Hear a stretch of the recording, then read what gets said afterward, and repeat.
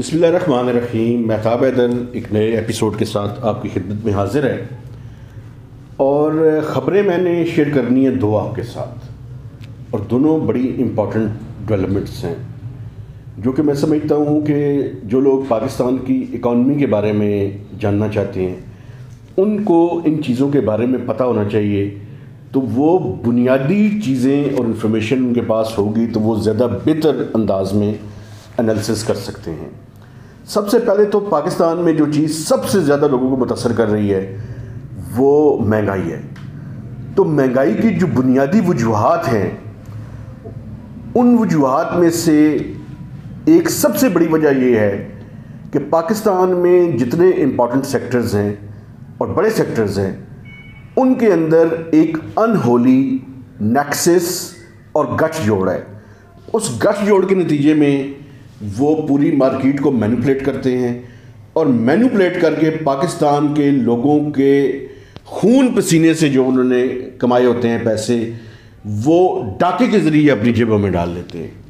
तो इसकी एक ताज़ा तरीन मिसाल जो है वो ये है कि कंपटीशन कमीशन ऑफ पाकिस्तान ने अपनी तारीख की, यानी अगर उससे पहले मोनोपोली कंट्रोल अथॉरिटी देखें और उसके बाद 2010 में जब कंपटीशन कमीशन ऑफ पाकिस्तान में उसको कन्वर्ट किया गया एक एक्ट ऑफ पार्लियामेंट के ज़रिए, उससे पहले ऑर्डिनेंस था 2007 से लेकर 2010 तक, सबसे बड़ा जुर्माना जो है वो शुगर माफिया के ख़िलाफ़ किया है।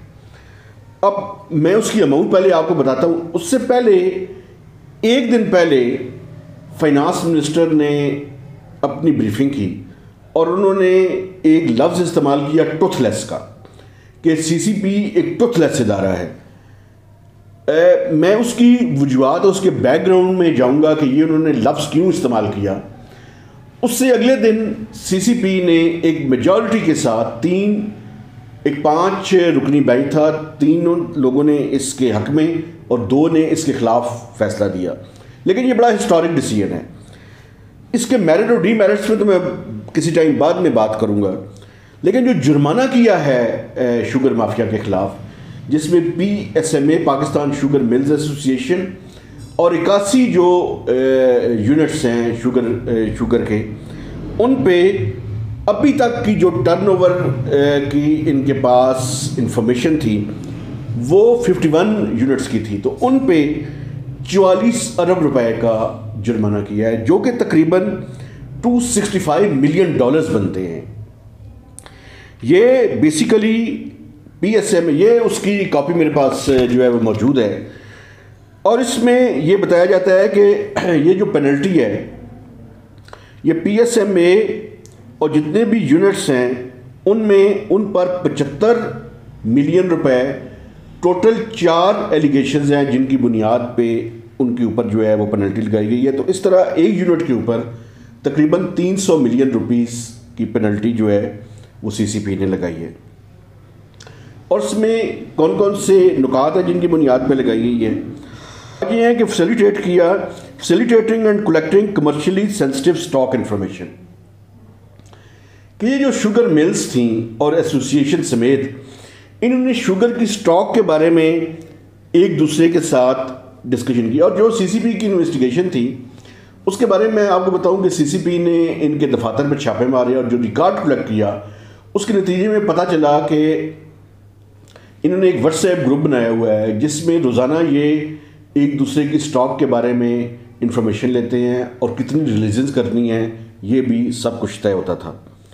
दूसरा ये है कि facilitated net be determining the collective decisions on export quantities.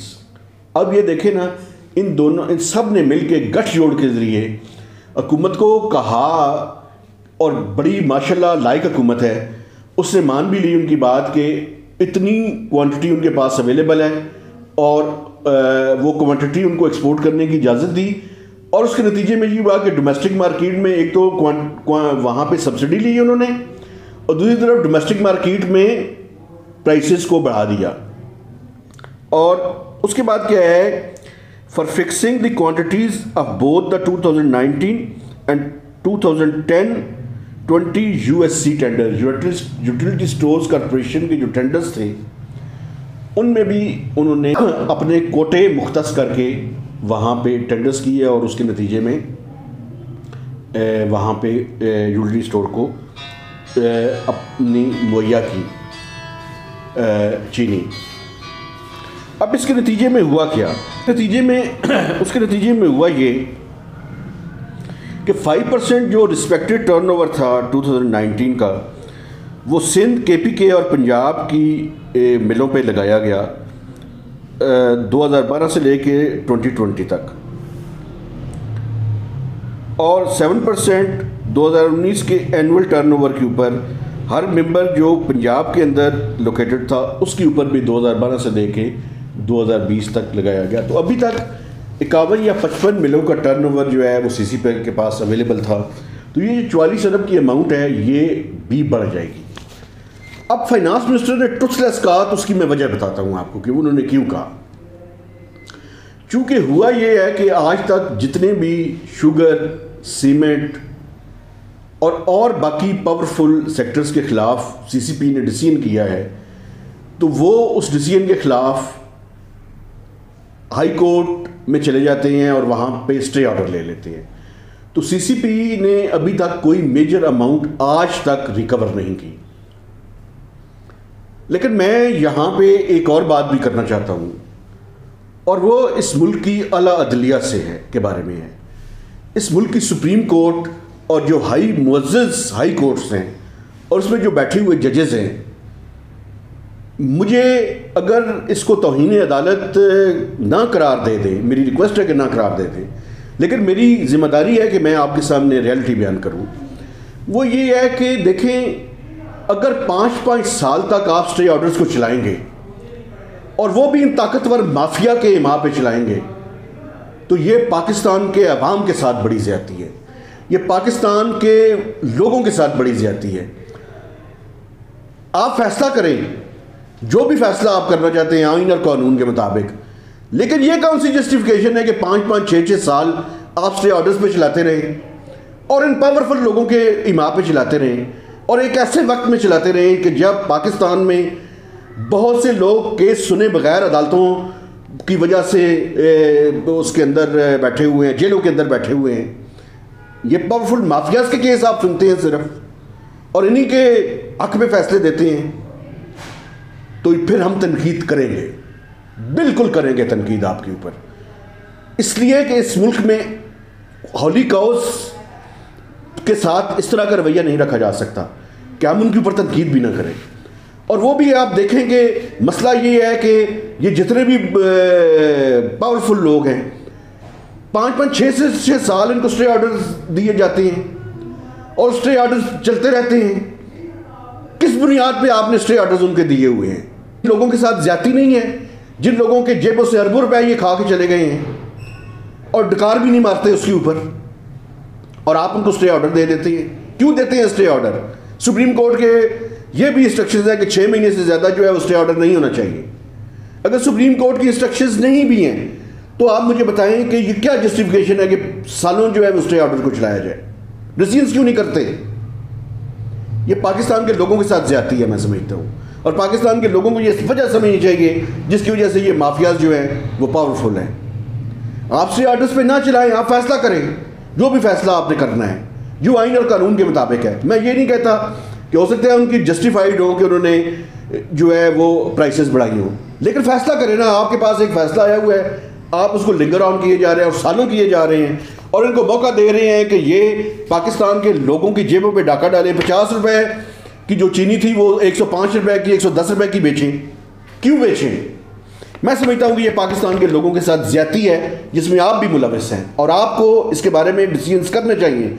और वो जो हाई कोर्ट्स के मुअज़्ज़ज़ जजेस बैठे हुए हैं स्टे ऑर्डर दे, और वो इसके बारे में फैसला करें जो भी उन्होंने करना है।